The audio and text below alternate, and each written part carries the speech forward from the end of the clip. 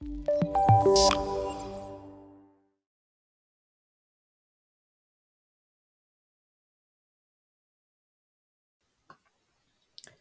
vais vous présenter le nouvel outil Progression de la recherche dans les devoirs de Teams.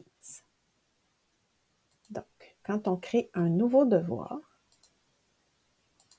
nous avons maintenant l'option de créer dans les accélérateurs d'apprentissage Progression de la recherche.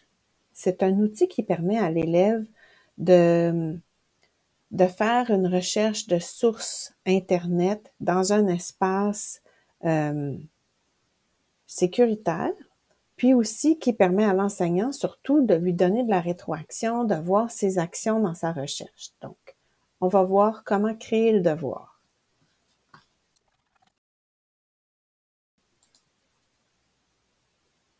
Je clique sur Progression de la recherche.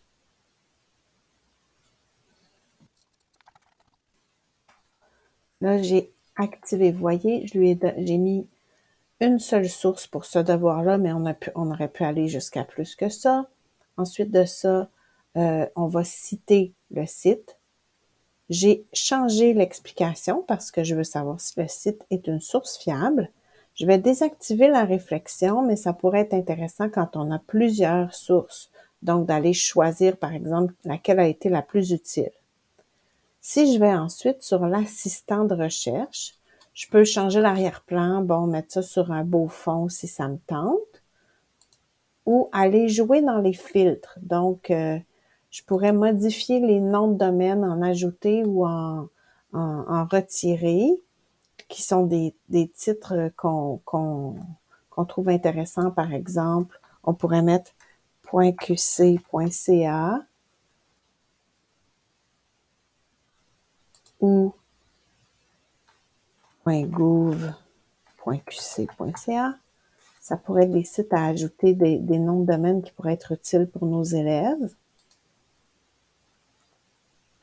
On peut ajouter d'autres filtres par type de fichier, par exemple, par plage de date. Ce sont des filtres que l'élève va pouvoir choisir en faisant sa recherche. Puis, on pourrait mettre d'autres filtres en bas. Donc, ensuite de ça, je clique sur « Suivant ». Je peux aller ensuite décider de la date de remise de mon travail, etc.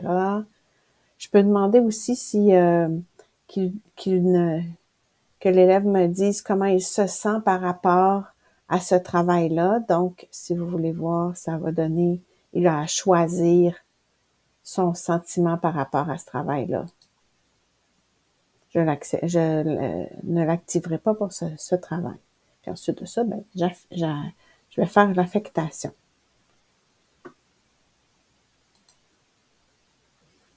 Donc, si je retourne ici, puis que je veux voir ce que l'élève va voir, c'est ce qu'il va recevoir.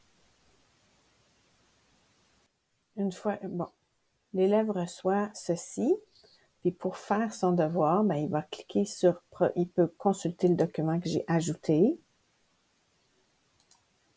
mais il peut aussi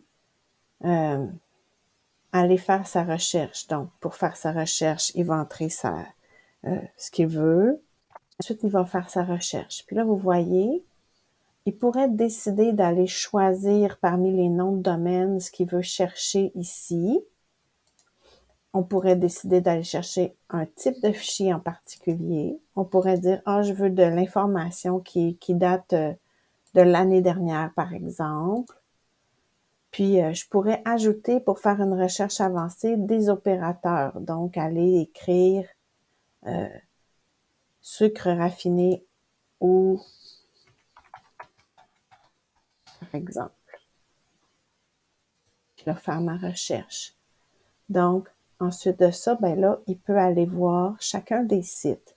S'il clique sur le site va s'afficher. On peut consulter un site, par exemple. Dire, bon, je suis pas sûre. Cliquer sur un autre site qui va s'afficher dans une fenêtre à côté.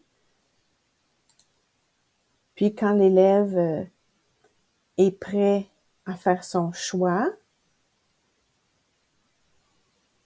Mais il va choisir, peu importe lequel, là, un site. Dans ce cas-là, j'avais demandé un seul. Puis, est-ce que ce site est une source fiable? Donc, il va répondre ici, oui, avec son explication. Puis, il pourrait ajouter quelque chose ici. Donc, une fois que c'est fait, il fait suivant. Puis, on a le récapitulatif de ce qu'il a fait.